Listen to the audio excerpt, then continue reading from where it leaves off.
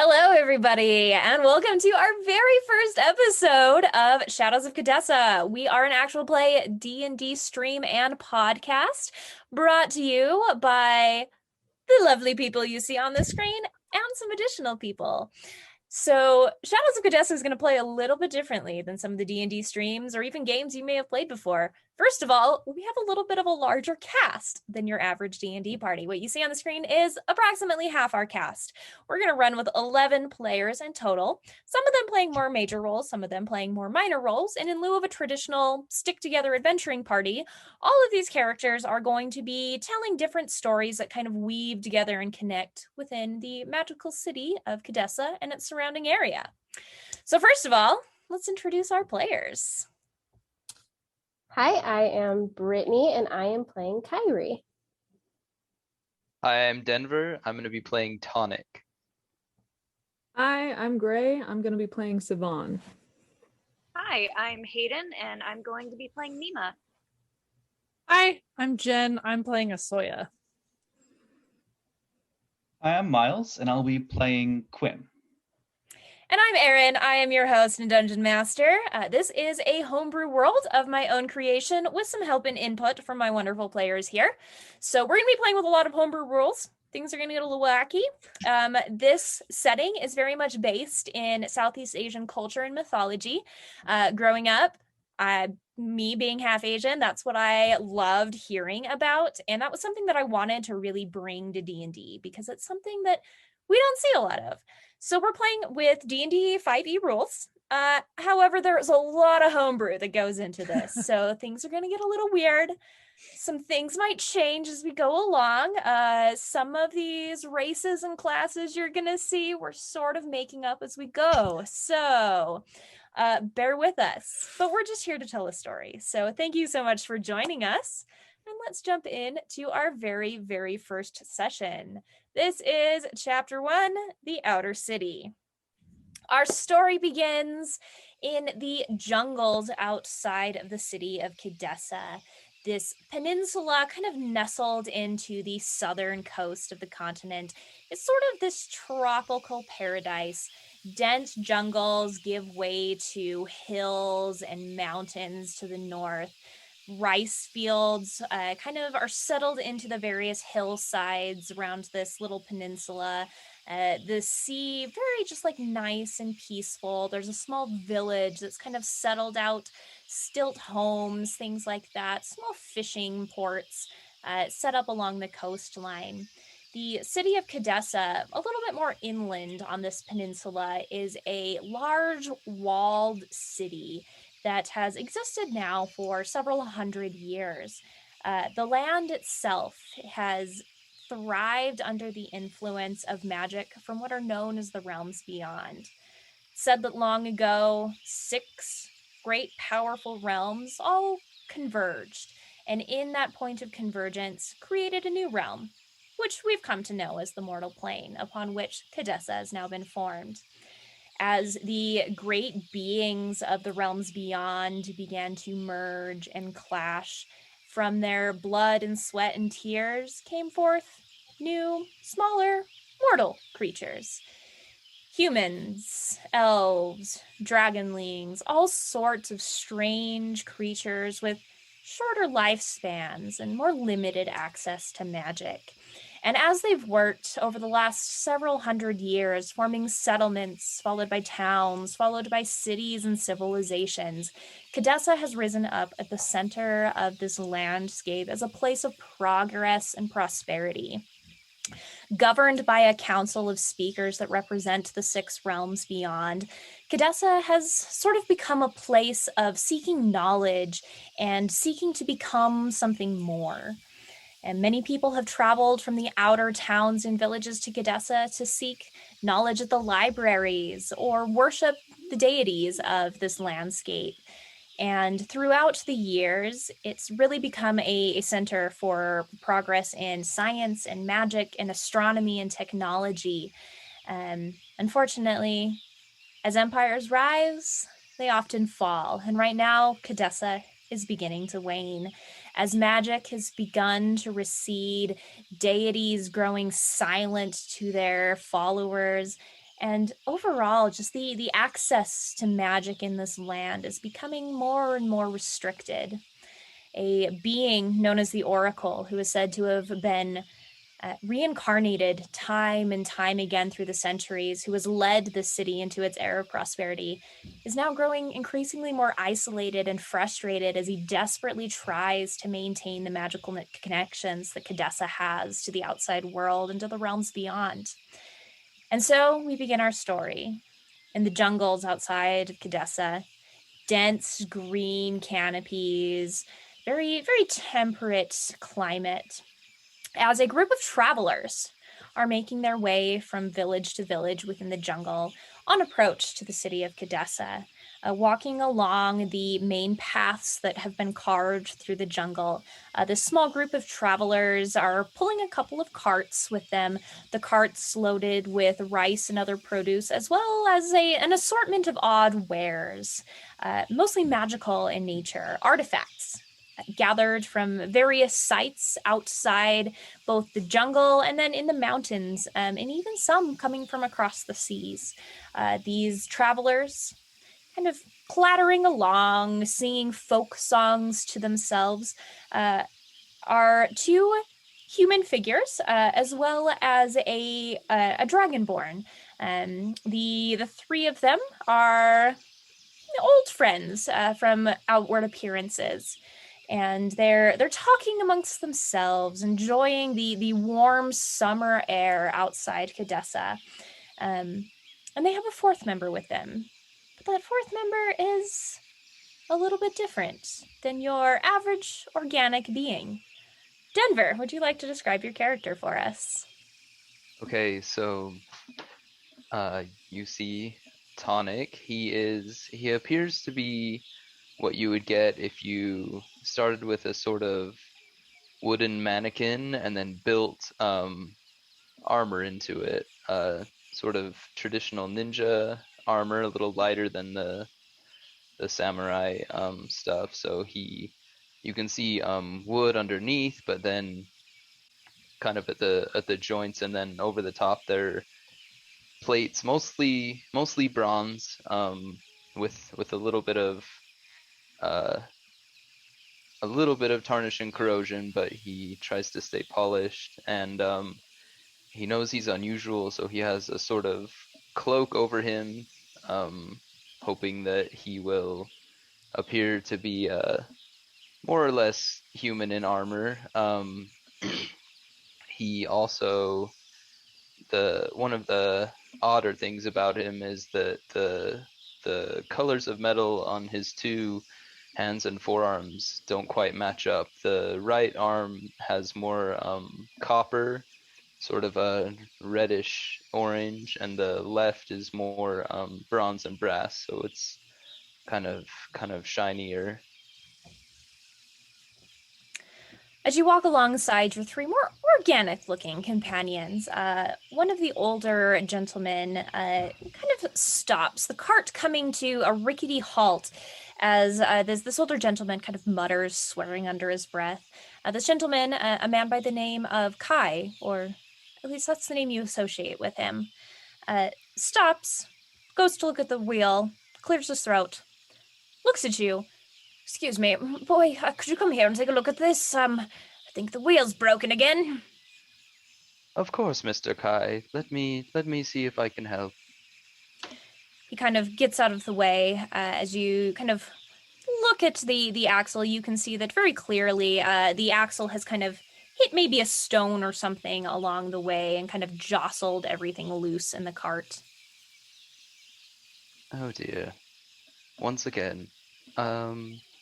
And so he starts to work on the wheel. I prop up the one axle so I can access it. My motions are a little odd, sometimes a little too fast, sometimes a little too slow, as though he's watched people move and he's attempting to move like they do, but he doesn't quite get it. So sometimes he'll stop and think and be totally still and then just like move very quickly and then slow down at the last second as he realizes that was a little bit off-putting probably. So I work towards I have kind of a little toolkit that I get out and I work towards mending the broken pieces and seeing what things need to be replaced and what things I can maybe still salvage. So you take out this toolkit, beginning to kind of work on the axle. The Dragonborn kind of comes over. Let me help you with that. Here. And she kind of picks up the edge of the cart a little bit, giving you a little bit better access to the wheel and the axle itself. Kai kind of clears his throat. Oh, thank you. It's so good to have good company these days. These old eyes and these arms and, well, just about every part of me isn't what it used to be these days. It's getting a little creaky, I do believe. The good boy here and I could trade bodies one of these days. He's certainly getting more limber as I get, well, squeakier, so it seems. I could share some oil if you desire. He kind of gives a little chuckle. Oh, my dear boy, I've tried that already. You know, I bought some oil from a merchant once. He told me if I drank it, it would cure all my ailments. All it did was give me a bellyache. Oh dear. Don't believe the oil is meant for my sort of folk, but seems to do wonders for you. It certainly does. And he he kind of like holds his arm up and waves a little bit because he's learned that. Kind of squeaks a little bit. Does the man go, oh, this humidity? And he kind of like rifles through his bag, digs out a little container of oil, kind of starts to drip it into the joints that form your being, kind of loosens everything up, the squeaking vanishes. Keep waving until it goes away. And then I your say, oh, your thank wave you. grows more and more silent. Much better. Yeah, carry on. Apologies for interrupting.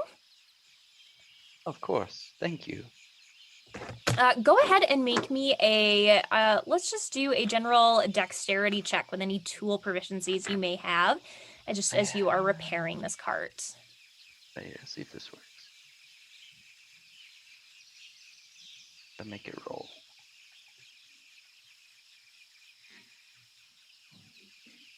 Well,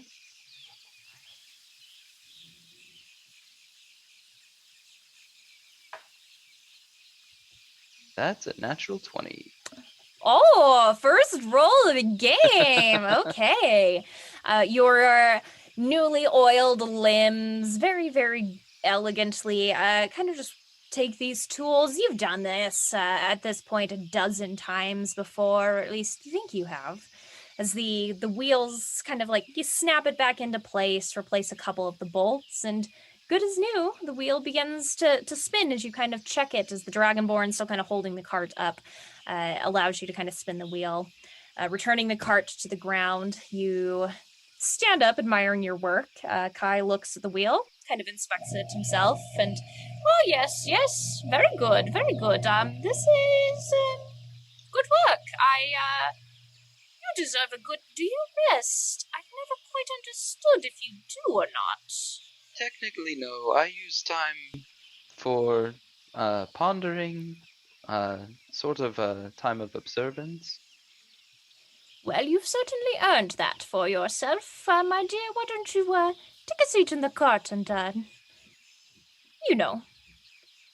your observance or whatever Much appreciated. it is. And he sits down and kind of, his eyes just go kind of dull, and he just is very still. And as your eyes kind of go dull, the world around you kind of fades to black. The kind of temperate, humid air around you kind of becomes unnoticeable in your current state. And as you open your eyes once more, the light kind of returning to them, you open your eyes to what seems like a very dark room. Your eyes kind of adjust, taking in the grayscale scenery around you. You appear to be in some sort of a workshop, a cluttered, small little building, tools hanging on the wall across from you, and an older woman staring at you. one eye pressed up against your face, and as your eyes light up, she kind of backs up, eyes widening in surprise. She's an older woman, white hair, kind of pulled back into a messy bun, wearing very simple clothes. Looks like mostly linens and cloths. Just very, very nicely dressed. Her clothes are clean, but they're simple. As she kind of looks to you, wiping her hands on the apron at her waist. What's this now?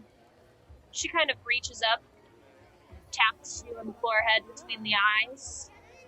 I gently reach up and also tap Ooh. her on the forehead. She kind of freezes, recoiling. And then I tilt my head a little bit.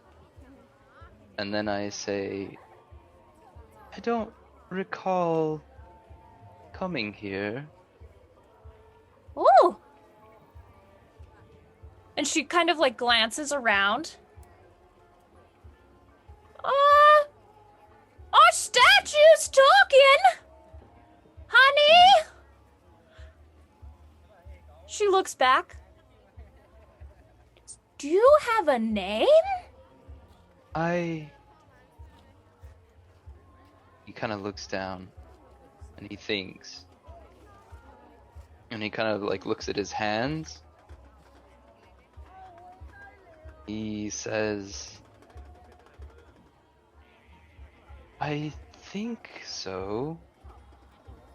And he kind of flexes his hands.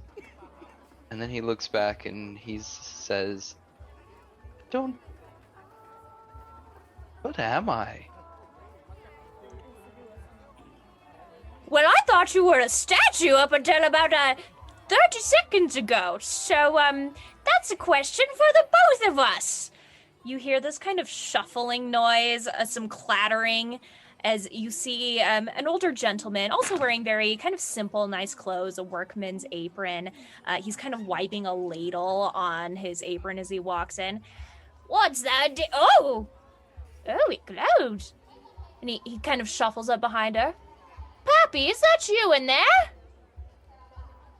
I kind of wave, and then I kind of am confused because I don't remember how I learned that. The older woman looks at the gentleman who has just arrived. She kind of like swats him on the shoulder. He's not your pappy, he's a statue! They both turn to look at you, and you see they're kind of the wrinkles around their eyes, the crow's feet at the corners, as they're both just in marvel, kind of examining every inch of you as you kind of seated still in this workshop. You find yourself sitting in a position, the legs kind of crossed, seated on the floor, staring down at your own hands that seem familiar yet foreign at the same time. You glance back up and around. These two kind of, we should put him to work in the restaurant. And they kind of, dear, go get the things that he came with. The merchant stuff. And the older gentleman kind of shuffles into the back of the workshop. You hear movement of like pottery and bits of metal, things like that, being shuffled around the work table as this gentleman returns with kind of a satchel that he hands over to you. And the satchel itself appears to be full of maybe some glass and metal sorts of equipment. Inside there are some bottles, a couple of small boxes, and a little journal that's mostly just full of images of trees and wildlife, certain plants, leaves, some mushrooms, and various things that you would find out in a forest or a jungle or some sort of a thing. This is mine. Well, I'm not really sure, the woman kind of says, but it was with you in the cart full of things that we purchased off of a very nice gentleman a few years back. We thought you were just a lovely statue, we could maybe spruce you up, kind of Oh, I should probably clear some of this stuff. And as she starts to clear stuff around you, you realize they've kind of built like an altar around you. There's like a small thing for incense, a little like collection jar, little scraps of paper that have been placed into a bowl at your feet as she kind of like starts moving stuff to the side. Oh, this would make it easier for you to get. Can you walk? Your arms seem to work. Do your hands work? Your legs? Feet? She kind of taps one of your knees. I think, and I do an experimental like kind of stretch and put my feet down on the floor. Oh, they do work. Yes, that bag was with you in the cart full of supplies that we purchased off an old merchant. I guess he was retiring or something, didn't need his supplies anymore, so he was just auctioning them off at market, and well, he had quite a few pretty great things that we renovated over the years, but you just seemed like such a nice display for our home. So this bag, there's some vials and stuff in it. To be perfectly honest, we weren't sure what most of it was. It seems to be in a language we do not read, but maybe it makes sense to you. So I reach in the bag, and I'm kind of clutching it to me because I don't know. It feels right, but I don't know for sure what everything is. But I want to look in and pull out a bottle and look at it. You reach in and grab one of these vials. You look, and at first there's just like some writing on a label, some sort of symbols, but as you kind of focus on it, you're not sure how you know the word, but one of the tins that you pull out says something about a balm and a bottle that says tonic, and the journal has words, names of plants, of animals. You're not sure how you know these words, but you recognize them. They make sense to you. Things feel right. I don't fully understand, but... And he looks at the things he's holding. For now, call me Tonic. Yes. That sounds right. For now. Tonic? Oh, that is a very interesting name, I must admit. Well, you can call me Chow. Ciao. And my husband here is Wushan. Ushan. Do you eat? Are you hungry? You just woke up after such a long nap. I think for a second, and I kind of look down at my body, and I kind of touch my face, and I think probably not. But if I get hungry, I will let you know. Well, come. Let's get you at least cleaned up and see if we can't figure out everything. I stand up a little bit too fast. Ooh. And then I like kind of shy away a little bit, and then I kind of look at my hands again and kind of set them down and stay a little bit more subdued. She kind of reaches out, one hand like on your elbow, the other hand kind of taking one of yours. Oh, come. Let's loosen up those legs. They must be very... My legs get stiff after just a few hours. I can't imagine how you must feel after a couple of years. Years? It has been years, you said. Yes. I wonder...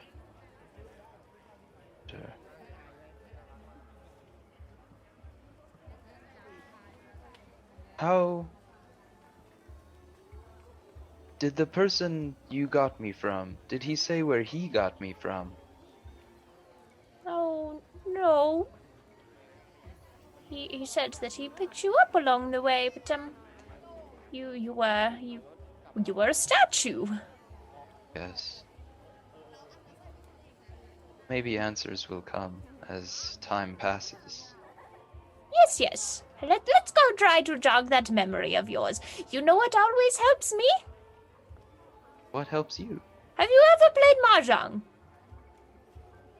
I do not remember. That's fine. I'll teach you. Come. Okay, I follow. I let her lead me. She kind of shuffles you out of this workshop. And as you do, kind of takes you into this home, very, very simple home, wooden walls. There is a kitchen with kind of an open fire, upon which a large, kind of rounded metal pot has been set. There's something bubbling inside of it. Outside, you can see several tables where people are kind of gathered about. The older man kind of returns to the pot, stirs something into it. He's dishing things into bowls. And as you kind of settle in with this older woman who takes you off to a table, kind of starts putting strange tiles in front of you with symbols on them. You trying to regain some sort of lost memory. We're gonna jump to outside the city once more, to the rolling seas outside of Khadesa. About an hour's travel by horse outside of the city of Khadesa is a little portside village, and beyond that, the great open seas. The closer areas to Khadesa are often used for fishing, things like that. There is a little bit of merchant travel. Off in the distance, some of the isles, things like that, are pretty prominent places to collect things like spices, trade mining supplies, gold, silver, traded along these routes. These islands also make for great hideouts for various groups of individuals looking to kind of make their own way in society. One of these groups of individuals is a crew by who are aboard a large junk ship known as the Crested Crane. The Crested Crane, a large junk that is beautifully painted with greens and reds, golden sails unfurled on the three large masts as it sails across the deep blue open seas.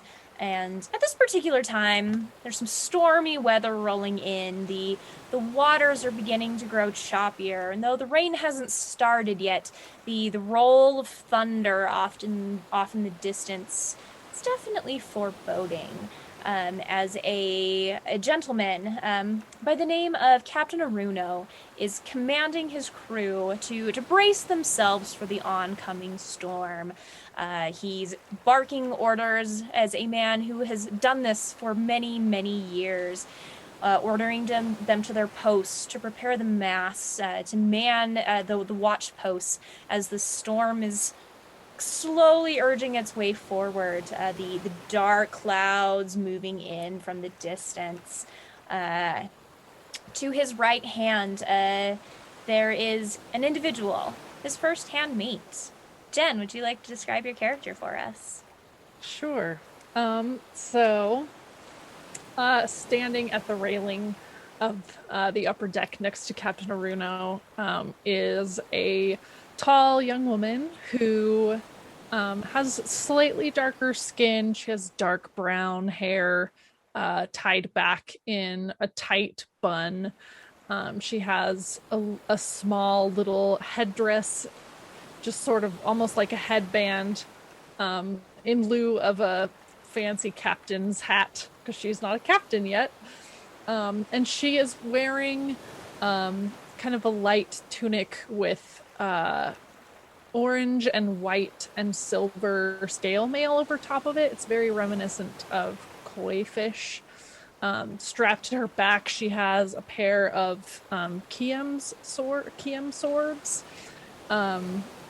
And she's wearing tall, kind of warm brown leather boots, and she's wearing brown leather gauntlets.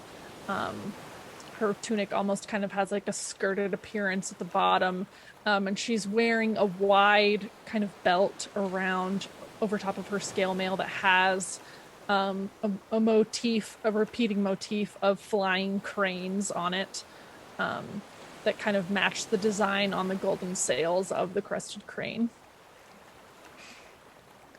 As he looks to you, Captain Naruno is a man that you've worked with for many years, and you can see the look of determination in his dark eyes. He's got one hand on the helm, the other hand kind of strokes his thick, dark beard. He's got a golden turban, very similar to your own sash, that's wrapped around his head, as he's got one firm hand kind of guiding the ship. Well, looks like it's going to be another bumpy day. Well, we've weathered worse than this before. I don't think this will be any exception. No, definitely the season for rocky waters. The cranes weathered worse before. I'm sure we'll be fine. Oh, yes, nothing a new paint job can't fix. Kind of turns over to the rest of the crew. Oi, Jan, Kieran, to the masts. Everyone, to your places.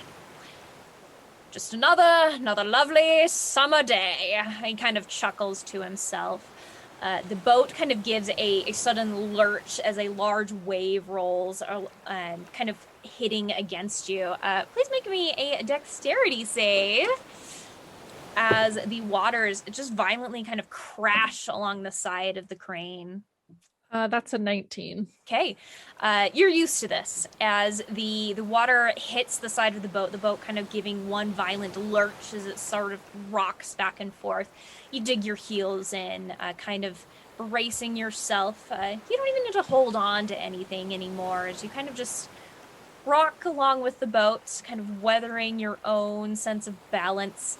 The captain kind of grabs onto the helm, a little bit of a low chuckle escaping his lips. Oh, water's feisty today. As Well, we're ready for it. oh yes, nothing this old crew can't handle, isn't that right? As he yells over to the crew. The crew kind of, aye, Captain. As the ship kind of continues, the sky beginning to darken, a flash of lightning illuminates the sky. Please make me a perception check, if you will. Oh, that is a dirty 20. Okay. So as you look into the sky briefly, this bolt of lightning just suddenly brightening everything, you see kind of an odd winged silhouette in the distance of the sky. Something almost bird-like, but far larger, making its approach towards you. You ever seen anything like that, Captain? Oh, only in storybooks. Is it something based on the storybooks that we should be concerned about? Hard to say.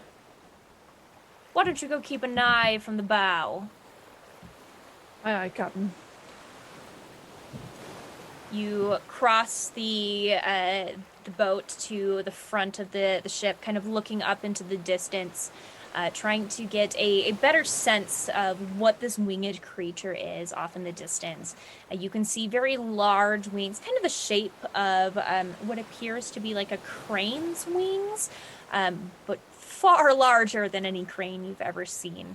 The rest of its body appears to be a little bit of a mismatched sort of creature. It has a long serpent-like body, yet you can see kind of large, almost like ears protruding from its head, more of like a mammalian style head. Not really anything like you've ever seen before. Another flash of lightning illuminates it again. This time it's grown far closer as it's approached through the clouds. And with a deafening, high-pitched screech that breaks the silence following the roll of thunder from this lightning, you see all of a sudden this creature begin to dive towards the ship. And with that, I would like you to please roll initiative for me. Okay, that is a 12. Hey.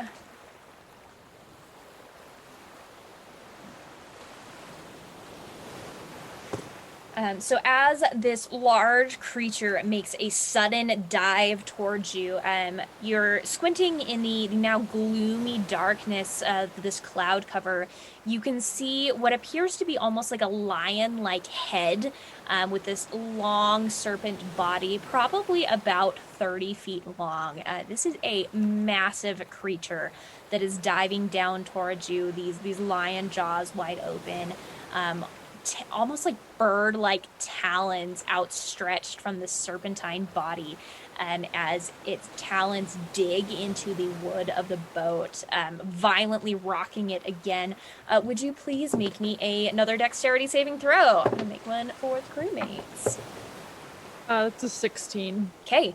You kind of grab onto the bow of the ship, bracing yourself, holding on as this creature just kind of rocks this boat violently. A couple of the crewmates you hear behind you stumbling, falling, sliding across the deck as this creature kind of stares down at you.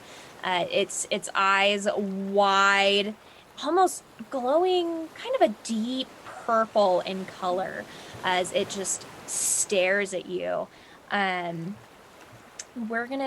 That's going to bring us to Captain Aruno first, who, seeing this creature, is actually just going to make a navigation.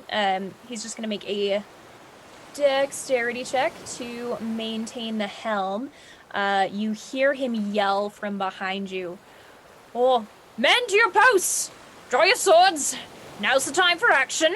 As he braces the ship, kind of tries to steady it against this large, sprawling creature, whose tail you can now see is kind of starting to wind itself underneath this boat through the water.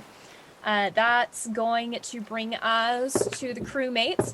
A couple of them you can kind of hear still trying to scramble to their feet. You hear swords being drawn, crossbows being pulled, as a volley of fire launches its way to this creature. You see a couple of crossbow bolts pierce into it.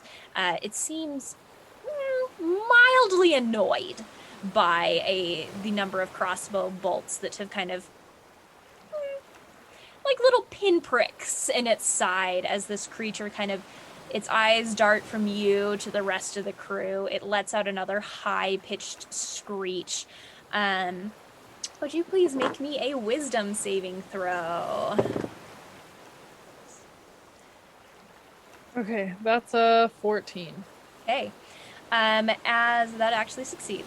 Yes! I was like...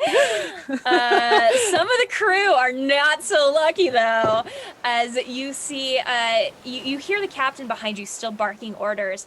A couple of the crewmates who have come up beside you brandishing swords, all of a sudden you see just like the look of like terror in their eyes as they just freeze in place. That's gonna bring us to you. What would you like to do, this massive creature? I'm going to so it's like got its feet like in It's like okay, gripping onto like the railing of the boat. So I'm going to drawing a single Kiam over my shoulder. I'm going to run up and just its feet to try and get it to release our ship, because this is not something that I want attached. All right, go ahead and make me an attack roll. Oh, that's... I can just tell you right now that's not gonna hit, but that is an 11.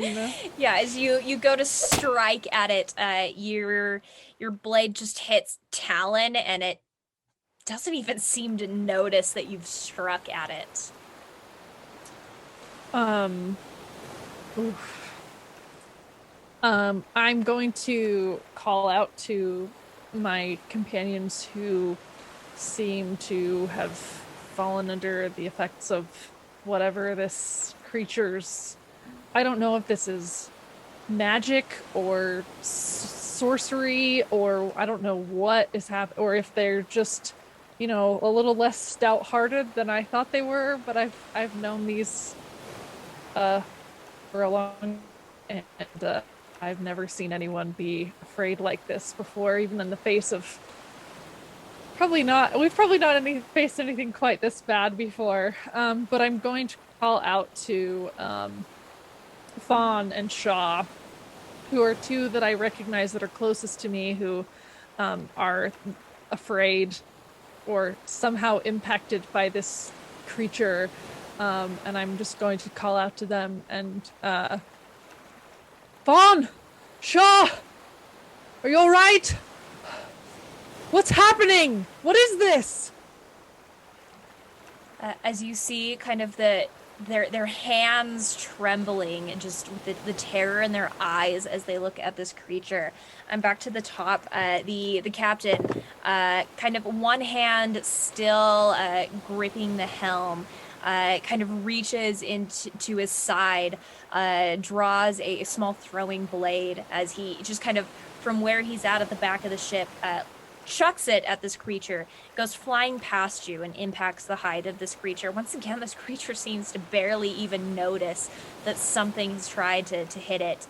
As the crewmates next to you, still kind of like almost paralyzed with fear, look just at this creature that is just staring them down. Both of them still just unable to move. You hear another volley of crossbow bolts being launched towards this creature. A couple of them impacting once again the hide. You can just see the little crossbow bolts sticking out, almost like acupuncture needles in this little area of this very long creature's body. It kind of screeches a little bit, hissing with annoyance as it begins to constrict around the boat. The serpentine tail beginning to crunch in, and you can hear the crunching and crushing of the wood of the boat as you hear Captain Aruno in the background. Get that thing off of the boat! Come on! That's going to bring us back to you, Asoya. Okay. I'm going to take another swing at its foot. Oh, wow. Spent all my good rolls on skill checks and saves. That's going to be a 9, which is probably not going to hit. But I am actually going to use my action surge and try and swing at it again. You got it. That one was a 16. Okay, that will hit. Yes. Okay. So let's see.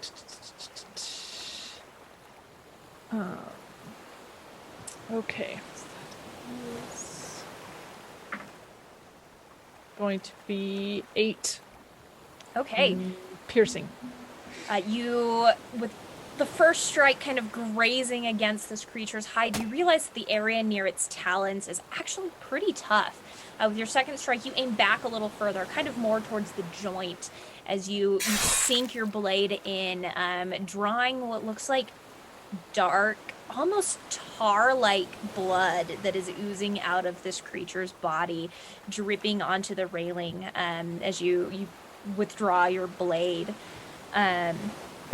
The captain lets off another dagger from where he is. That is actually a natural 20 for a grand total of 6 points of dagger throwing damage. Good shot, Captain! As this blade once again goes whirring past you, kind of strikes this creature near its eye as it kind of howls again. The crewmates next to you still just looking almost entranced as they are just staring up at this creature. Another round of crossbow bolts goes past your head, all 3 of them impacting the side of this creature as it once again begins to constrict its body. This time very almost like with one kind of solid snap, you hear the breaking of wood and just the sudden urge of like being thrown into the air as the boat is essentially almost picked up by this creature. Go ahead and make me a dexterity saving throw again, if you will. That is a 14. Okay, wow, I just rolled 3 19s, a 14, and then a 3. As you see one of the crewmates with the crossbow being violently thrown back, kind of sliding and stumbling across the deck as he just slides toward the middle where the ship is beginning to bow in under the weight of this creature. That is going to bring us back to you. I am going to look between the talons in front of me and my crewmate Minge, who is sliding towards the middle of the ship. And I'm going to quickly sheath my Kiem over my shoulder and grab a length of rope and tie it to myself, and then I'm gonna like chuck the other end towards Minge for him and grab on, Minge! You see him start to scramble towards the rope. The captain kind of trying to steer the ship as best as he can, keep it from completely just being capsized by this creature. The two next to you both seem to kind of all of a sudden like blink, snapping out of it. One of them, strange, so strange. As they both look shaken, but kind of returning to their senses. Minge grabs onto the rope, kind of pulling himself to his feet as the other two launch a couple more crossbow bolts into the side of this creature, both of them impacting. The creature, again, starting to constrict around the boat. You hear further snapping as the boat now beginning to almost like crumple and fold under just the sheer size of this creature. It turns its head, looking down towards you, that purplish glow in its eyes. As its giant eyes meet yours, please make me a wisdom save. Oh, shit. That's a 2. You suddenly look up, this purple glow in its eyes, and all of the sudden, the world around you almost seems to slow and fade, and you hear a voice in your head, deep, and it actually sounds like multiple voices overlapped on top of each other. It's just this echo almost just reverberates inside of your mind, and it just says, consume, feed, feed, I hunger. And then the world goes dark. And that's going to bring us back to the city. As a storm rolls in this evening in Khadesa, a funeral is taking place. And how fitting that the rains have come.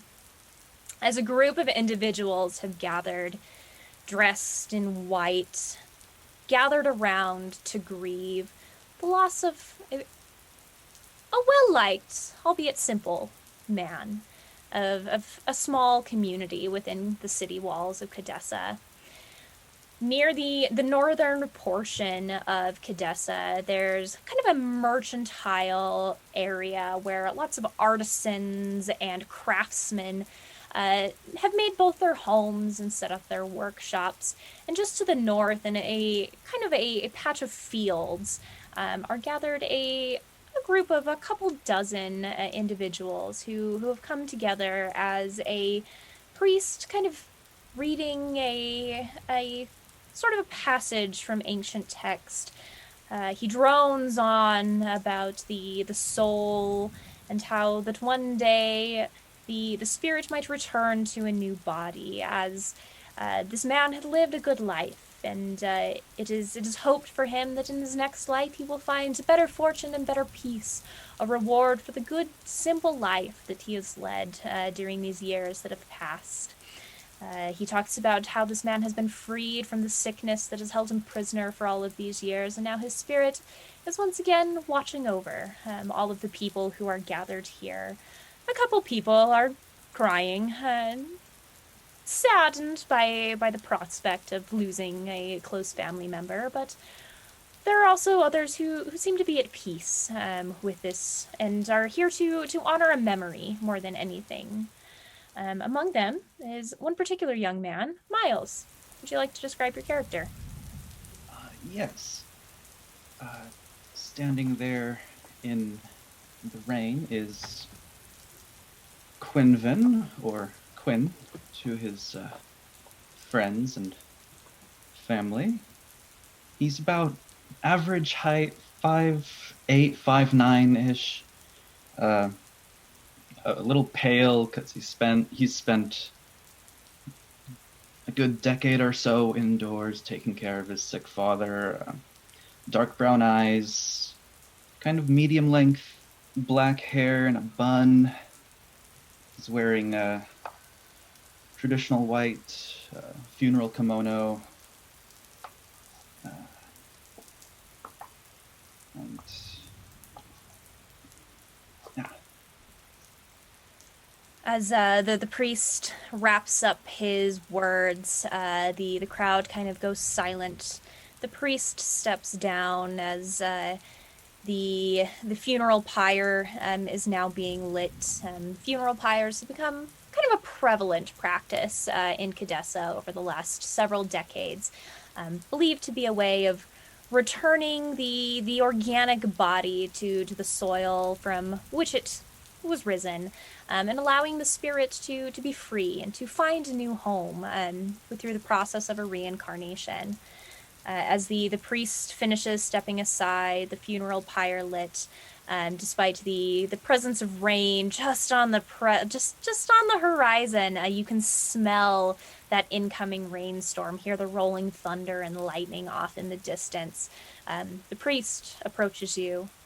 He's a middle-aged gentleman, long black hair that's been pulled back into a single ponytail, tied off with a golden ribbon, wearing very, very nice white, elegant robes and kind of golden tabards that bear symbols and imagery of these long serpentine dragons on them. Dear boy, I I am sorry for the passing of your father, but I do believe he is at peace now.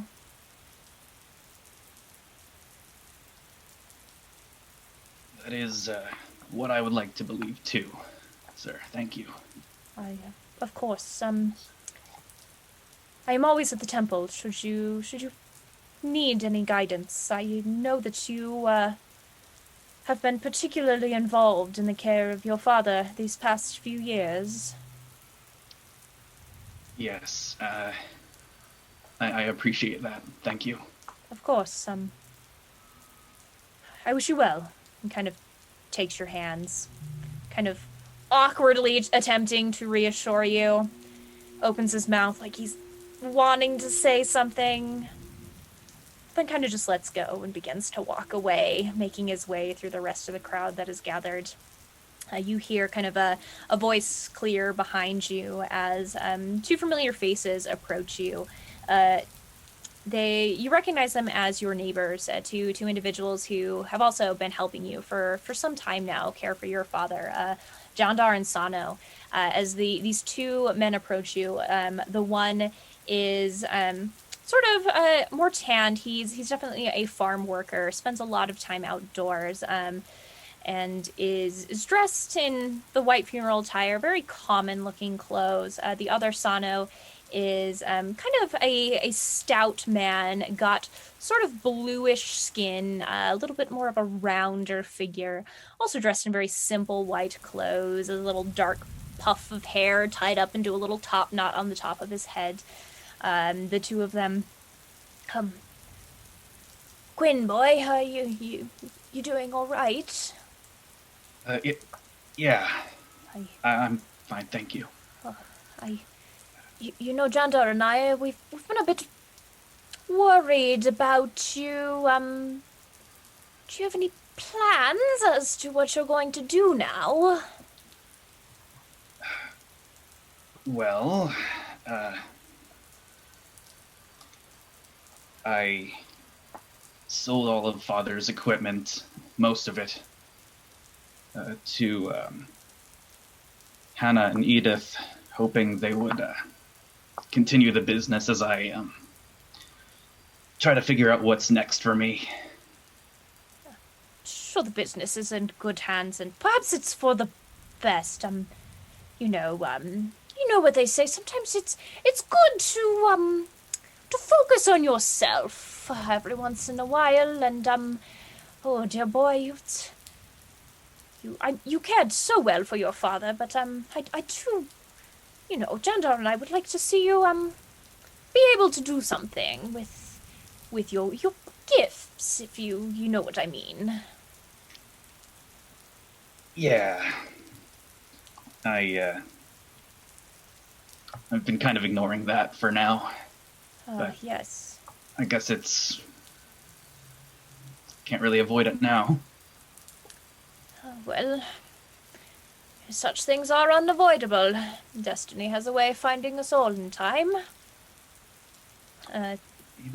Jandar kind of steps forward, taking kind of a little packet wrapped in a banana leaf from his, the inside of his coat, and hands it to you. Your father did request that we give you this after his passing. He wanted you to have a last keepsake from him.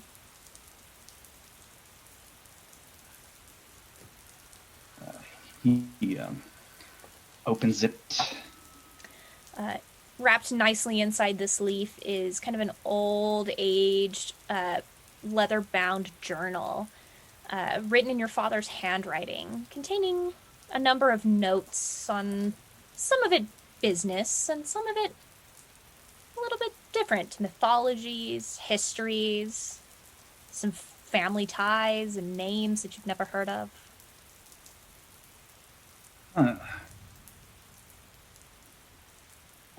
Well, this is a surprise. Thank you. Of course, he was worried that perhaps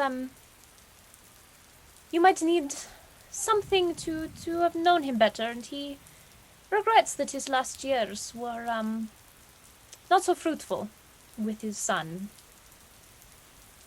I don't blame him for that.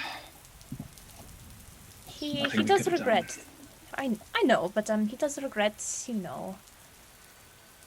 a lot of things from both his past and his more current years. Well, you know where to find us should you need anything.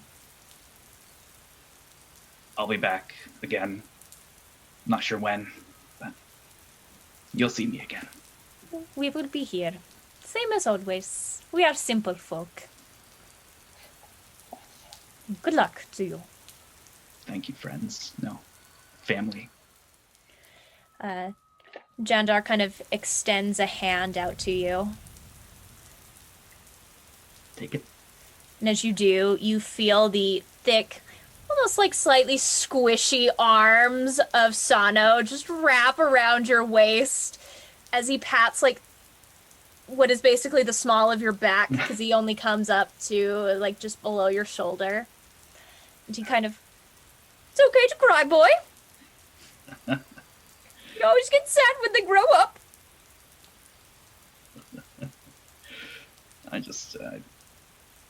He gives him a little side hug. Just thank you. I think I'm all dried up for now. Well, this one is certainly not dried up. I'm going to get him home.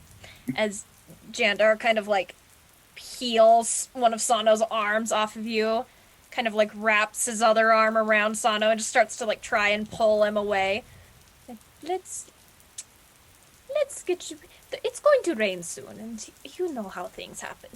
You don't do well in the water. Let's get you home. As he kind of shuffles his partner off to the side, just kind of pulling him along as Sano kind of gives you a wave. Come visit. We'll miss you.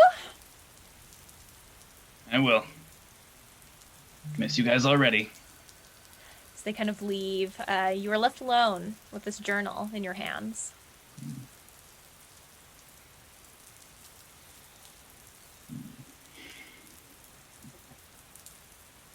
Well, might as well get to know him better. Just starts flipping through it. So you start flipping through pages. You realize that there are some pages that are kind of loosely tucked in a handwriting that you don't really recognize. Letters, maybe, written in a language that you can't you don't recognize either. Your father's handwriting has annotated a couple portions of this, and as you're looking, you feel just something land on your shoulder, very light. As you glance over, you see a small nightingale, little beady black eyes, looking at you. Oh, hello there. It gives a little chirp.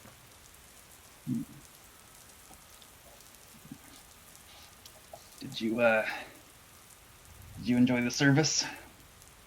Another little chirp. It kind of settles into your shoulder. Kind of just makes itself comfortable, squats down a little bit. Okay.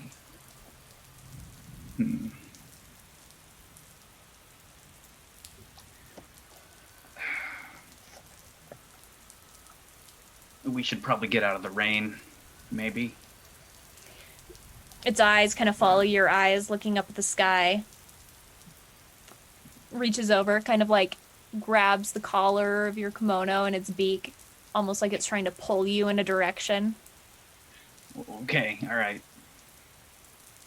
As you acknowledge it, it kind of flutters off your shoulder, kind of flies a little bit, lands on a rooftop, just kind of at the edge of this area of town. Looks at you.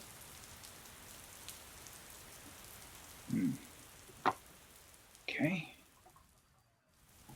Walks over to it. As you approach, it kind of like gives a little bit of a nod and a chirp, flies off to the next rooftop, sits to wait. I just keep on following.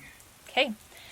As you begin to follow this little nightingale into town, the darkening skies above you, you begin to feel the soft drizzle of rain as you make your way through these kind of narrow alleyways. People are packing up their wares.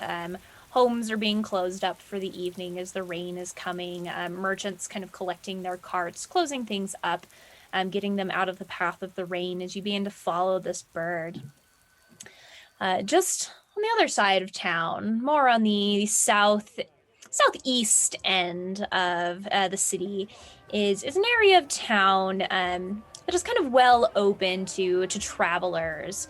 This area boasts a very large, kind of almost more of a touristy area, you could say. There are shops here, shops that sell fine artisan goods, that sell weaponry, that sell armor, that also provide lodging for travelers and merchants who have come into the city from the outlying villages.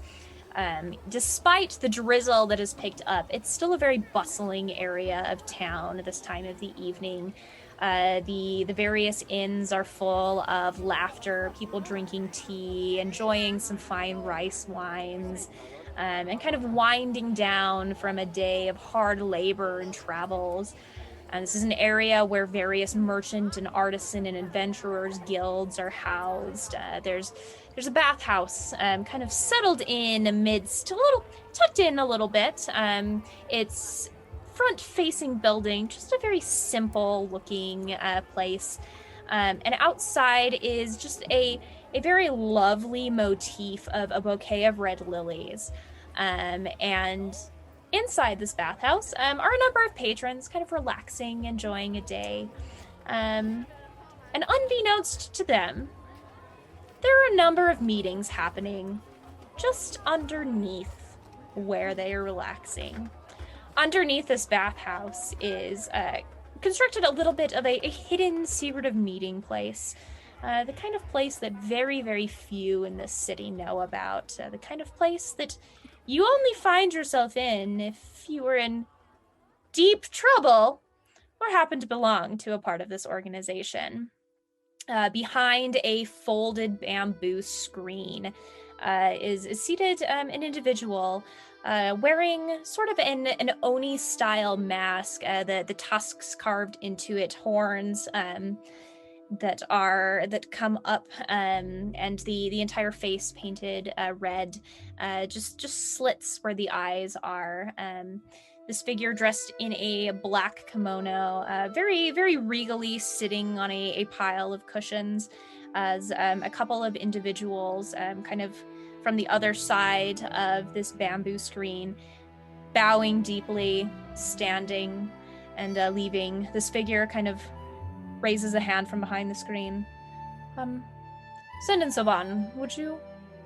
As the two kind of bow. Of course, sir.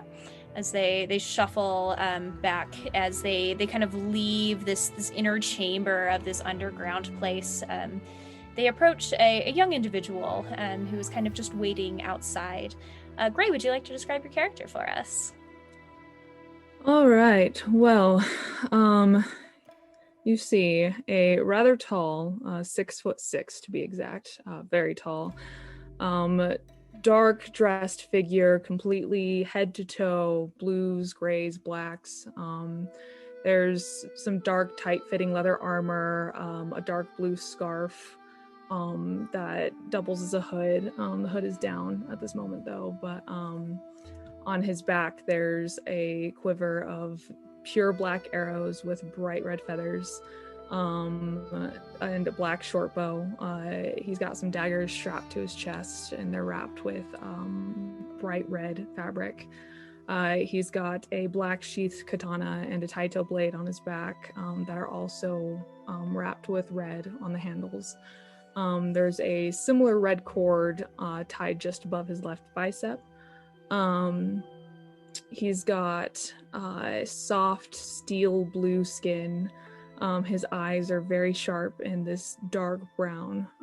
They're lined with this bright red eyeliner-esque marks. And his hair is jet black. It's messily twisted back in this half bun that's held by this bright long silver pin. He's got two short horns that kind of stick up underneath. He's got a couple scars littering his face just here and there, some little nicks and cuts. And he's got these short little tusks that kind of stick out of his mouth. He's got on his armor this stark white with like red accent Oni mask stuck to his shoulder. But the most striking part about him is his right arm seems to be made of wood and metal. There's a couple of blades sticking out of the forearm. It's kind of wrapped not super subtly in black fabric. And then his fingers, all metal, come to some sharp points. Looking down, his pants are tucked into these metal bands that come to right about his knees, and his knees are metal as well that go down to these prosthetic legs, which are probably why he's so tall, because he's perpetually standing on his toes, which from the knees down, completely wood and metal. There's also some blades that stick out of his calves, and he's just kind of standing with his arms crossed, looking pretty nonchalant. Just outside the door where you're standing, you see two individuals emerge. You recognize both of them. One of them is a younger woman. She has very, very fair complexion, dark hair that's kind of been put into a single bun on the top of her head. Very much dressed in similar black clothing, the hood kind of also down around her neck. She has several different leather harnesses and straps holding a variety of weaponry. The other is an older man who very also dressed in black, has a satchel, the sash of which is lined with a number of small like alchemy jars and little vials and things like that. The two of them glance at you as the woman kind of, the boss would like to see you. All right, just give him a nod. Kind of lean forward off the wall. Past you, headed back out. And I walk in. As you walk into this chamber, you see just pretty much immediately in front of you this bamboo screen that kind of separates you from this figure that you have come to know as both a master and also a mystery over the years. They never really leave the screen in public, always kind of hidden away from the public eye. There are a number of cushions kind of laid on your side of the screen as you hear their low voice from the other side. Come, Savan, sit. I do as I'm told. You have grown to be a capable operative of ours. Thank you. I appreciate the work you've put into it, and I believe I have a job for you. I perk up at that. It's a little bit more straight than I was before. You understand, normally I would send Jin for this sort of a task, but he is already away on business, and I need somebody who I can trust. And I do trust that you are up for such a task. My eyes kind of widen a little bit. Blinks. All right, what is it? I'm a little taken aback. We have a client that has reached out to us with a particularly interesting proposal. You see, there is word that there are some upheavals amongst the Council of Speakers. The current speaker of the Roasari is growing old, and it is rumored that he may not last much longer. And my client has a certain replacement in mind. He would like to vet this replacement, if you will. I have a name for you, and if you are up to the task, I would like some information on this individual. Of course. The name? Shinoe. Unfortunately, we don't have a ton of information. It seems that, Shinoe is, a bit of a recluse. Somebody who has been training in the outlying villages for many, many years and has only recently returned to the city. I was told that she is currently taking up residence inside the academy walls. Now, my client is very interested in moving her along into the position of speakerdom, but before he does, we want to make sure that there's no conflicting interests in her past, if you know what I mean. Of course. I want you to find out anything you can about her. Where she's been training, who she's been working with, mentoring under, what her motives are. And, you know, for our own personal interest, if she's impressionable. Yes, master. And I bow my head. Report back when you found something. Of course. And I stand up. You're dismissed. And a little slight bow of my head. Probably a little too casual to be acting around this individual, but regardless, he leaves. They kind of turn. You pass somebody else in the hallway as they kind of enter in. Another individual that you've seen several times through here. What would you like to do? Well, I think I need a little bit more information. So I'm going to go figure out what I can about this Shinoe. You kind of step. You head up the stairs into the general bathhouse. The patrons here are of an interesting variety. Most of them tattooed, which is pretty unique to see in a bathhouse here in Khadesa. Many of them don't even give you a passing nod as you walk by. As you head out into the streets, the Before I drizzle. leave, Yes. sorry to interrupt you, but No, before you're I good. leave, I pull up my mask. That's part of my shirt, a fabric mask that's tightly fitted to my face. I pull up my hood because the rain, and then I put my Oni mask on over it, and then I step out. Okay.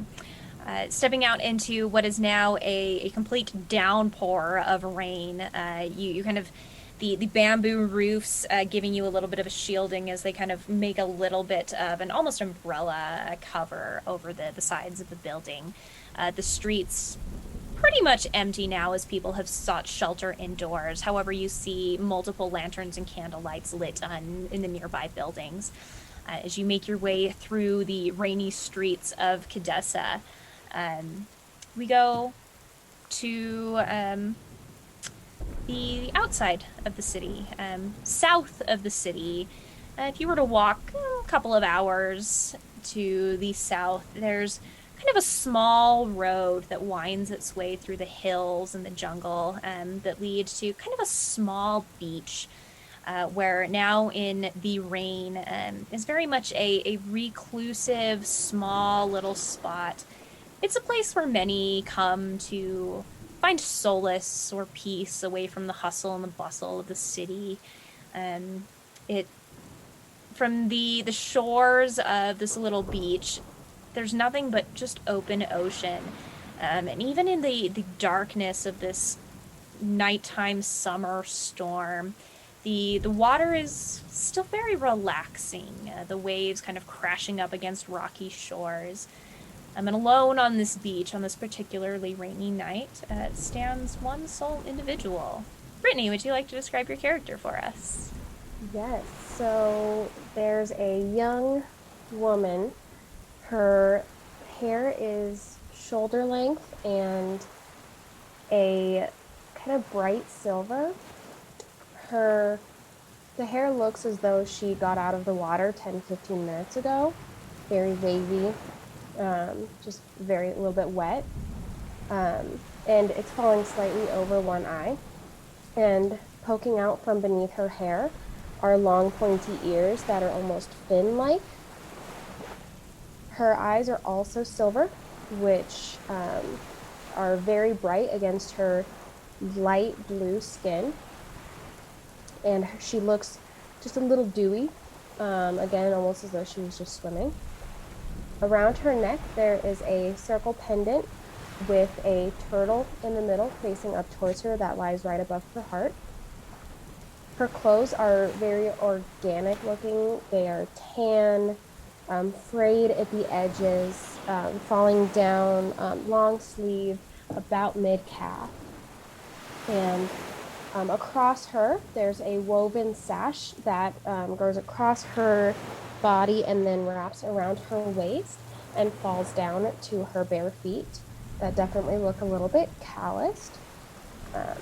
And she's about, let's say 5'6", and she's just feet in the water, letting the rain fall on her, looking very relaxed. As you stand there, the rain just falling over you, you feel the cold waves kind of lapping up at your ankles, and as the storm begins to pick up, the waves were a little bit bigger, just the waves kind of brushing up now to your knees as they kind of lap up against you, as the storm around you just swirls. You find yourself at an odd sense of peace. It's quiet here, and a welcome break from the time you've been spending in the city of Khadesa. Having grown up in a small fishing village, This almost feels like home again, except it's silent here. Nothing but the rain and the distant thunder, the occasional crash of lightning. But that all feels like home to you as well.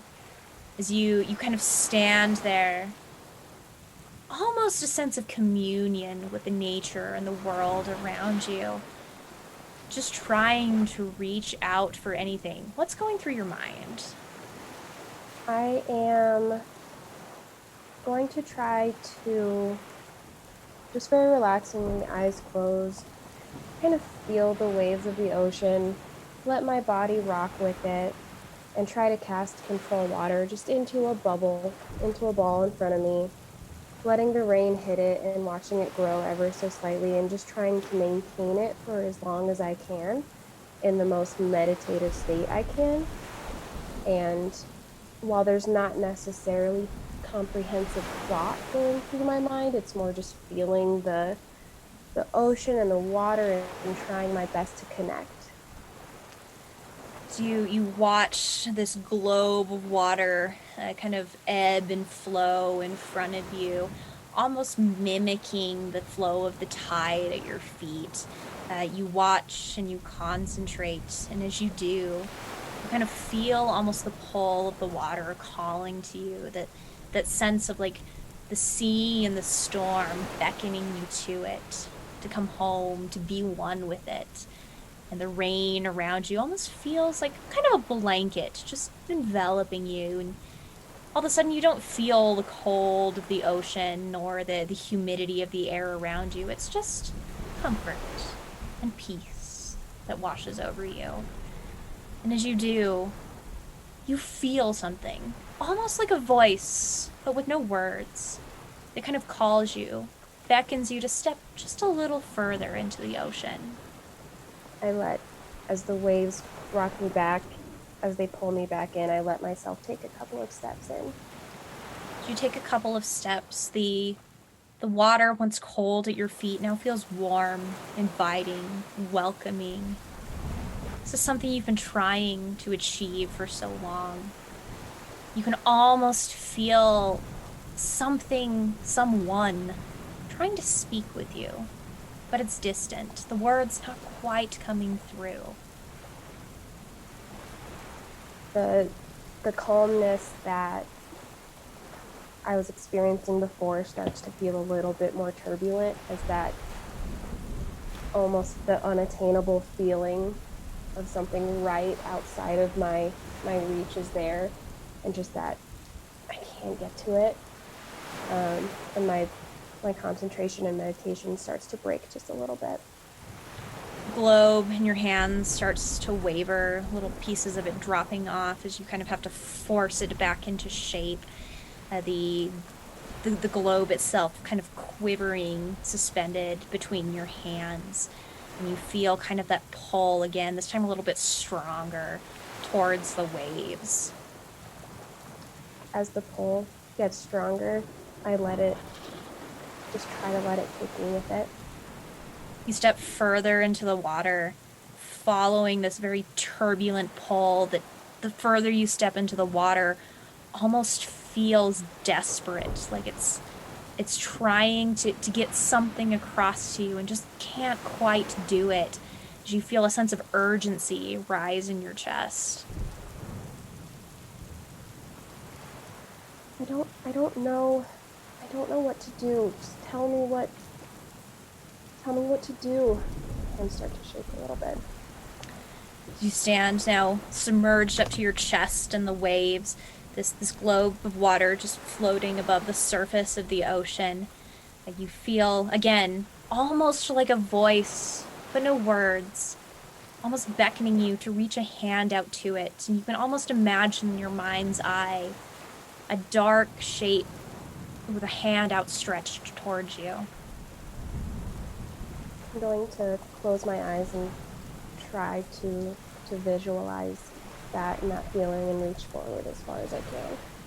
As you reach forward, your eyes closed now, you can see your eyes closed in the vision of your mind, a hazy shape, as if you're now submerged in the waves, the kind of little bits of light peeking through the waves as you see a figure of very large, almost turtle-like shape, spiny on the head, large hands, kind of this dark shadow of a hand reaching out to you as you extend your hands out, trying to reach towards it. For a second, your hand grabs something. You make contact, kind of feeling scales. No, not scales. Hair. Human hair. Skin. My eyes, flash open and I try to see what I'm feeling, and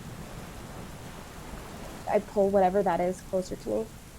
You reach out, grabbing at something, and this image of this turtle-like structure in your mind fades, and you realize that in front of you, floating in the waves, is a human woman. I grab her and take her back to shore. And go ahead. As you kind of pull, she's limp, not quite lifeless, but definitely not conscious as you pull this figure out of the waves, kind of towards this rocky shore. I lay her down and put my ear towards her chest to try to catch on to if she is alive. You hear something faint. Breath. She's alive. Perhaps barely. I'm just saying, it's gonna be okay. It's going to be okay. And I rest my hands on the side of her face and cast Healing Word. Okay. That's will be so 5 points of healing. Okay. Not 5 damage. points of damage. You're gonna kill me. No. And that's all that does. It's just Okay. give her a little boost. Asoya, your mind's been in darkness this whole time. You feel water being forced from your lungs. There's a ringing in your head as you're coughing, struggling to catch your breath. That same voice over and over again. I hunger. Feed. And all of a sudden it's gone. And everything is just cold and wet, and your chest is tight, and it hurts. And as the world around you comes into focus, the rain still beating in your eyes as you struggle to see where you are, you feel sharp stones of a rocky shore underneath your back. And a face that you don't recognize, looking down at you. Who are you? My name is Kyrie. What happened to you? How did you come to be in the water? Was it the storm?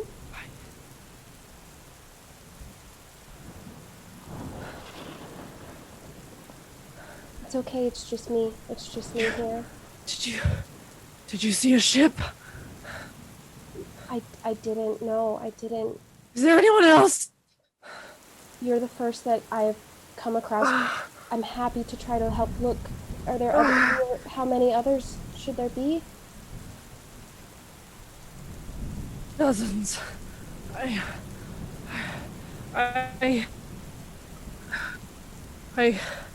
belong. I'm sorry. It's all right. It's all right. How long has this storm been happening? Did you see that thing? I didn't. I don't know what thing. There was a creature. It landed on our ship and it destroyed it, and it came into my mind, and I've never felt anything like that in my entire life. Let's get you warm. And I can. I need to look for my crew. Beach. I need to look for my crew. Okay, you'll need to be at your best. Let's get you at least a blanket around you. It's going to be okay. And I'm gonna No! go, It's not! you're going to be okay. Not without them. We can try to find them. I will help you try to find them. Oh, What is your name? I'm sorry. I'm Soya. And Soya? you said your name was Kyrie. Kyrie. I'm sorry. I'm not. How long has it been storming and raining and? I tend to lose track of time. Sometimes it's been quite some time though. Um, we can look and I will help you. And I've been where you are. You're going to be okay, and we'll look for them. And I'm going to try to get her away from the water a little bit and get into my backpack and just get the blanket I carry and wrap it around her. And we can look right now if you want. We can go up and down this little beach. It's not much, and we can try to see what we can see. Yes, please. Okay? Please. I will just pray for guidance for her. Okay. And touch her, and she should maybe perhaps clear her mind just a little bit. Asoya, you feel kind of this odd presence. It's kind of almost like that lull of the sea. It's comforting to you in a weird way. Kind of feel a little bit of energy settle into your bones. And can I start to look up and down the beach and to just see if I see anything? Anyone? Yeah. Go ahead and make a perception check for me. I will as well. Okay. You have advantage on it. So. Did you say perception? Yes. That was a nat 20. Hey. Make up for that too. That is, and I have advantage on those. Ooh, okay, so that'll be a 23. Okay. All right, as the two of you kind of take to just the edge of the shore, kind of entering into the water as far as you dare go, your eyes kind of look out. Asoya, it's dark and you can't really see well, but every once in a while that flash of lightning kind of illuminates the sky. And you take full advantage of those moments just to scan, see if there's any sort of shapes in the waves. You kind of desperately sticking your hands in the water, looking for something, anything, some sort of sign of life or some sign that somebody is still out there. And as you search, your hands turn up nothing but rock and sand and the beach. However, as you look off in the distance, your eyes, for just a second, I'm not sure if you imagined it or not, see the very, very small silhouette of that same winged creature circling far, far in the distance.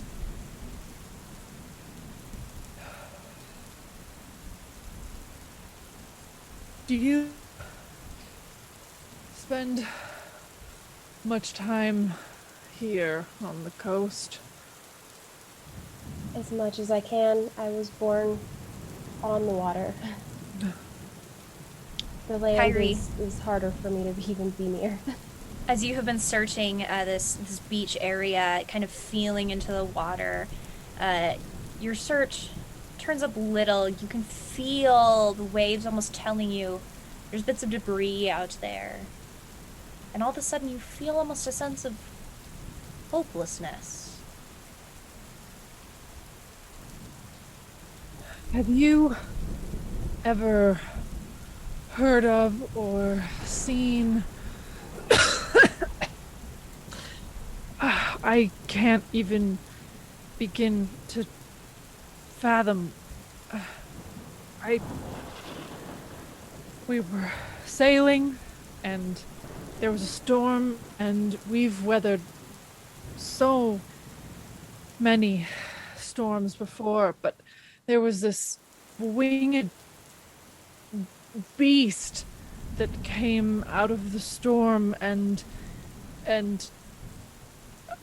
attacked our ship, and it crushed the ship, and it came into my mind and spoke things.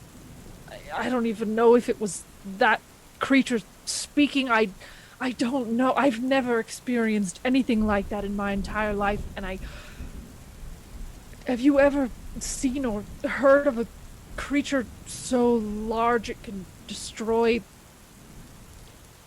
ships? Large ships. I mean, we have a crew of almost 60. How can they all be gone? The water is unforgiving. And yes, I know of some creatures and beasts that can do that to a ship. I'm not familiar with what you're describing being airborne. All I know is what I've experienced in the ocean, and it was not an unkind creature. My hope for your crew is that the one, and I grab my pendant, but the one who gives me guidance will help your crew find their way to peace. I can only hope that if I survived, I mean, we weren't terribly far off the coast. Maybe they washed ashore elsewhere. I mean, most of them have been sailors far longer than I have been. Better swimmers, better sailors. They can't be gone. They can't. I refuse. They cannot be gone. And I will refuse with you, and we will look. Where are we? I'm sorry, I should have asked you that a long time ago. I'm so disoriented, I don't even know what questions to ask. That's all right. You've been through so much. We're on the shore outside of Khadesa. We're not too far. Are there city. Are there towns, like fishing villages? My brain feels like it's been scrubbed by sand. My insides have been, but there's a port village town to the southwest. Are we anywhere near of Khadesa? Are we near there, or any smaller fishing villages nearby? Or I'm certain there must be. I won't pretend to be well versed in the geography of this area. It's not where I'm particularly from, but I know of people who can help us and take us where you're needing to go. I'm here to help you. I wouldn't abandon you right now. Well, that's very kind of you. We just met, but I don't obviously have anyone else to turn to, so I would greatly appreciate your assistance in finding any of the whereabouts of my ship, if it's still a ship and not debris on the ocean, and my crew, if they are still a crew or lost to the deep. Kindness is the most affordable commodity, so I will give it where I can, and we'll search for your crew and if you're, I assume you consider them your family, and we will do what we can. I don't know if do I have any, like, coins left on my person? Like, do I have, like, what do I have left on me? Like, You kind of scramble. Weapons are mostly still there, little waterlogged. Stuff seems to be intact. I, I don't carry much coin when I'm, you know, at sea, so I don't have much to offer in the way of coin, but I hand you with blades. So, if protection is something that you need, I'm obviously more than happy to provide that. And I can't do any magic, but it seems like you maybe have that covered. I, I, I, I have what I have, and we will navigate this together. I will gladly accept your protection, I'm as I know it's glad to give dangerous it. to be alone. To be alone, I'm certain it's always dangerous to be alone.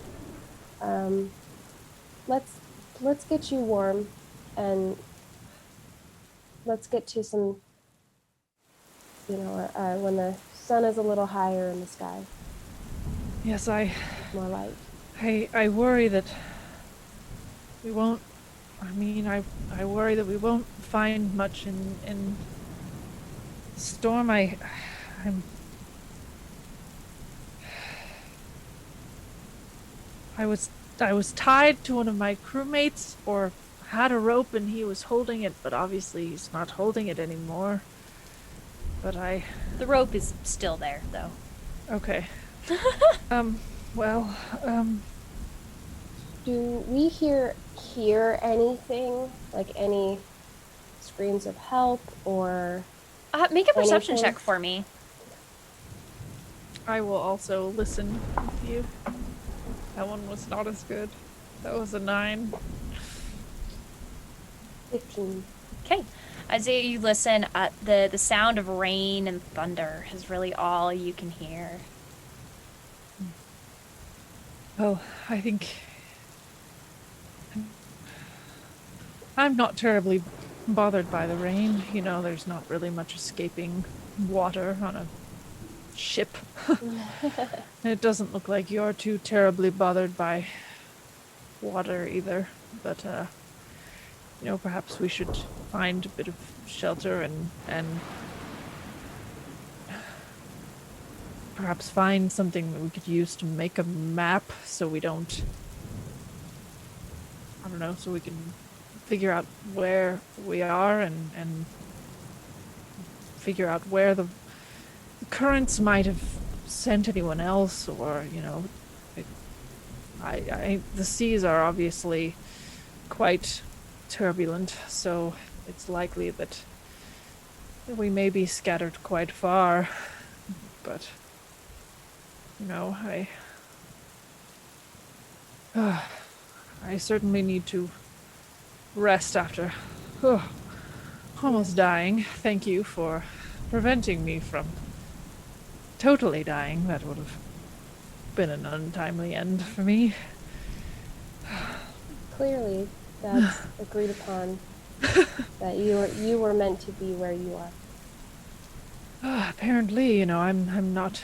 I've never been much of one for gods, but I can't deny that apparently one has given you the power to keep me here, so perhaps I'll find out what they want. We'll find that out together. Yes. Let's get you warm. The two of you head a little further inland, seeking the shelter of some sort of cover from the hills and the trees away from the beach. We return now to the city of Khadesa. In the center of the city, most people having now retreated into their homes, people winding down to go to bed as the night grows very late. In the center of the city, a river runs through, separating the northern and southern portions of Khadesa. Several bridges made of stone kind of arc over it, leading to different areas of the city.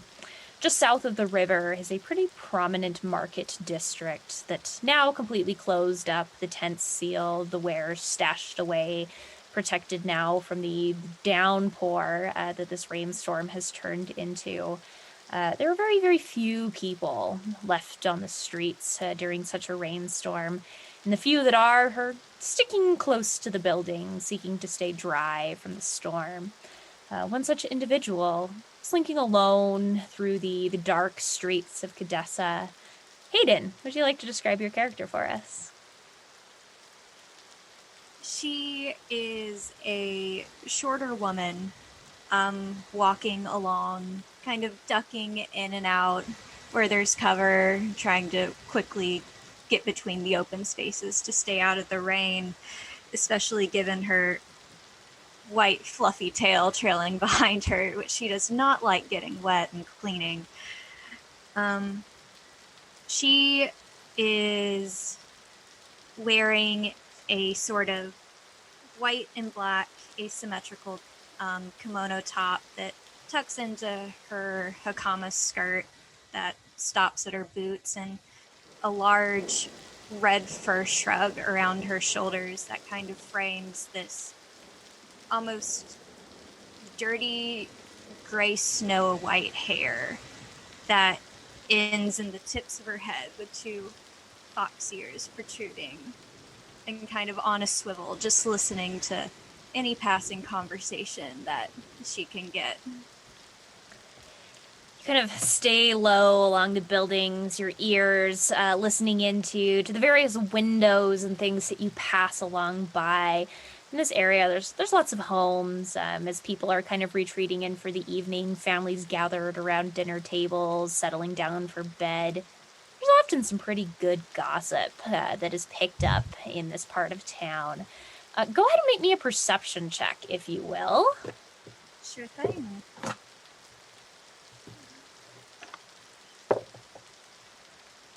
$11. Okay.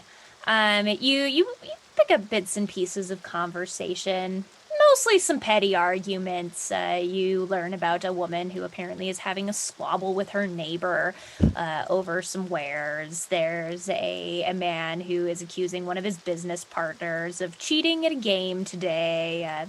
Pretty boring conversation, the conversation of ordinary folk. As you approach a little bit closer to kind of the center of town, listening in, you kind of spot off in the distance a little bit of an odd sight as you see a young man dressed in white who appears to be following a small bird through the rain as he kind of disappears off into the distance of the alleyways. A little bit of an odd sight for such a rainy night, but then again, you've seen stranger things. White clothes are so difficult to get the mud out of. And I just kind of keep on my way, kind of turn my head as the paths cross, kind of look over, but keep going. You kind of exchange a glance. Quinn, for just a moment, you see a figure kind of pass by you. Fox ears, little bushy tail peeking out from under clothes. As all of a sudden a little chirp grabs your attention again.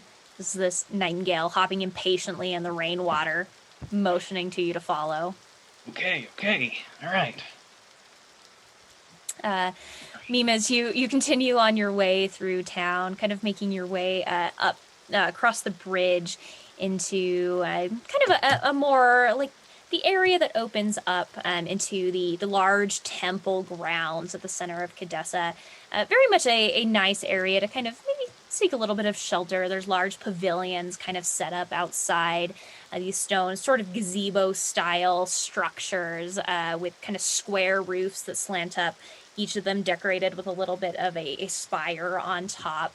Many of the edges carved with figures of dragons and cranes, phoenixes, these mythical creatures etched along in the stone.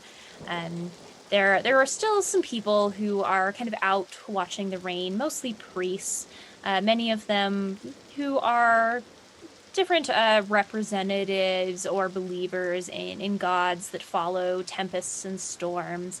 Many of them kind of finding a sense of communion out here in this drizzling weather. As you kind of sneak along, finding shelter under the gazebo, finding a good place to listen in on some conversations. These various priests. You see a number of individuals kind of glancing around. Go ahead and make another perception check for me, if you will. Nat 20. Okay. That one's a lot better. Wow. Okay. As you're kind of listening to the priest nearby, you realize they're just having a boring conversation about just the summer weather and how they're quite looking forward to hopefully a nice wet season and how it'll bless the crops. And you're about to give up on the conversation altogether when your ear just kind of peeks a little bit to the side as you hear another voice of a couple of passerbys, large parasols kind of covering them as they walk by in dark blue robes made of silk that are kind of embroidered with the images of koi fish and turtles, various aquatic creatures. And as they pass by, you hear one of them mention something about the twins having gotten into a bit of an argument with the Oracle recently about the manner of proceedings within the council. One of the priests, hood up, you can't get a great look at their face, but they appear to be kind of a larger, kind of looks like they have like a parrot style face. You can see tufts of feathers sticking out from under the cloak's hood, the beak protruding out as the hood is drawn in to try and keep the feathers out of the water. This figure mentions something about the whole council being in a bit of an upheaval as of late, and tensions rising due to the fact that the Oracle seems to be losing his grip on the realms beyond, and they're having some doubts about the future. As you hear this kind of conversation kind of fade into the distance, these two people passing by you without so much as giving you a glance, headed across the bridge further down south. You kind of peeking your head around to finish hearing as much of this conversation as you can before their voices are lost to the sound of rain against stone. You see off in the distance something else. Somebody moving through the shadows, kind of slinking along buildings, trying to stay out of the rainwater as much as possible. At first, you don't really pay too much attention, but then it catches your eye. You've seen somebody that moves like that before.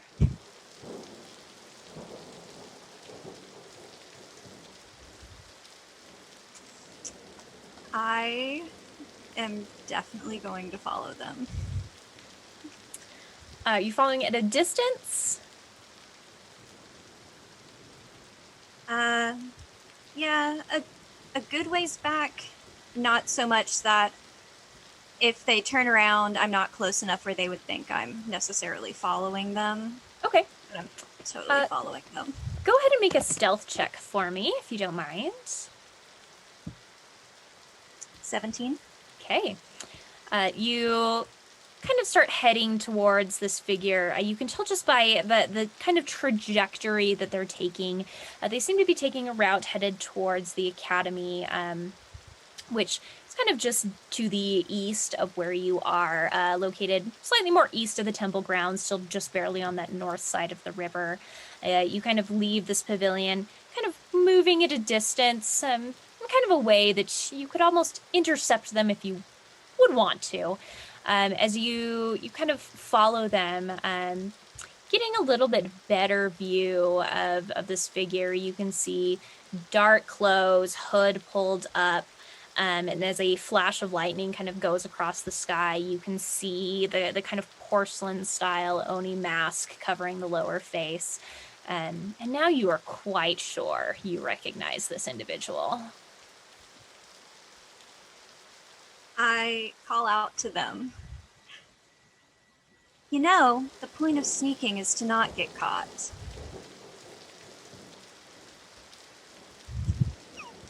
I freeze. And slowly straighten up. Mighty sharp of you. But awfully brave. Says I'm not turning around. Says the one slinking off into the dark, stormy night. Then I turn. Eyebrows under the hood raise. Huh. And I just smile. I mean, makes sense. Only one brave enough. It's been a while. It has. Have I made you regret anything yet? Not yet. But, I don't think you learned your lesson. Trying to steal something again. I have not stolen anything. You're the one who needs lessons in sneaking about. All right. Show me. And I will cast Disguise Self on myself and dart off. See if he can catch me. Oh. All right. As you cast Disguise Self on, your figure kind of changing as you dart off into the night. Let's see. Go ahead and make me a stealth check. And Savan, go ahead and give me a perception check.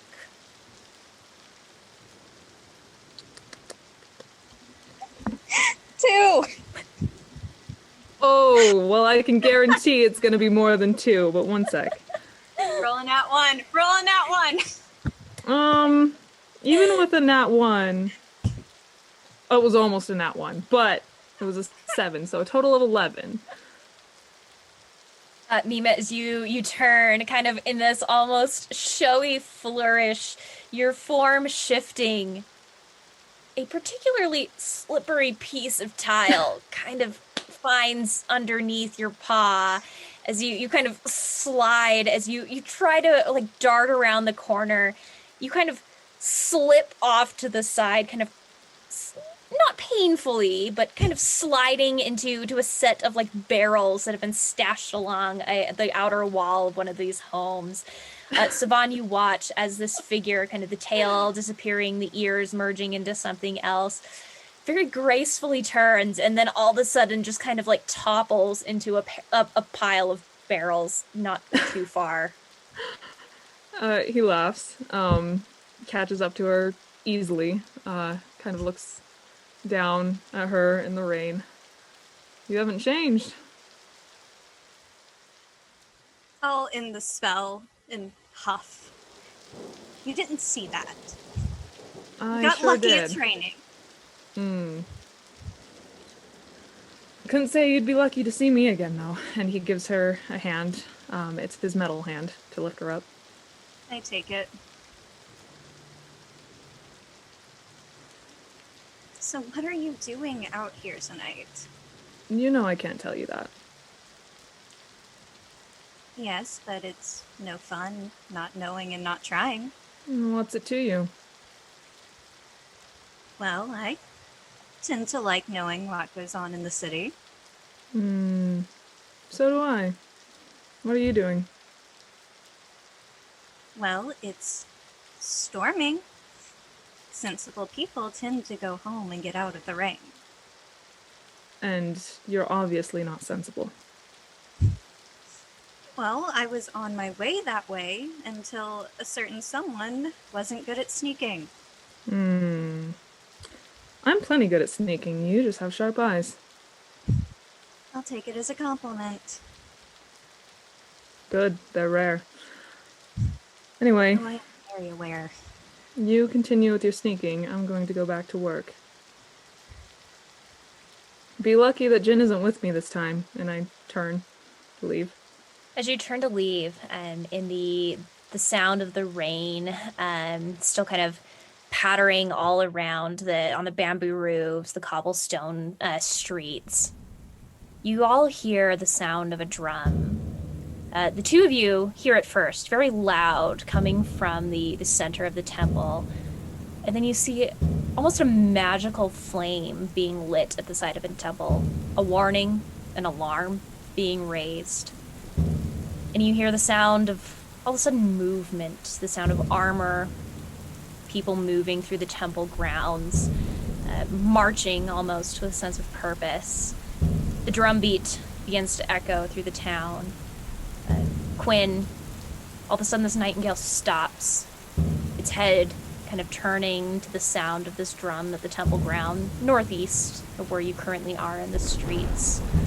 Tonic from inside the safety and warmth of a home, this woman who has repeatedly been trying to explain to you the meaning of the symbols on these tiles and has been beating you over and over again at the same game, stops as the sound of drums begins to echo through the city, spreading throughout. The sound of something ill on the tide, something bad that has happened. The sound of a drum that most of you who have been raised in the city know to be a warning, a summoning of the city's forces to the temple grounds, and a call to arms for those who are set to protect the city from within. And with that sound of the drums beating in the distance, the rain still pouring, as Asoya and Kyrie, the two of you finding a place to shelter for the remainder of the night through this summer storm. That is where we will pick up later. Thank you guys so much for joining us. This is our first chapter of Shadows of Khadesa. I am really excited to introduce this full cast of characters to you. Next episode, we will have the remainder of our cast here for their introductory episodes. And then we're going to get into some good stuff. So stay tuned.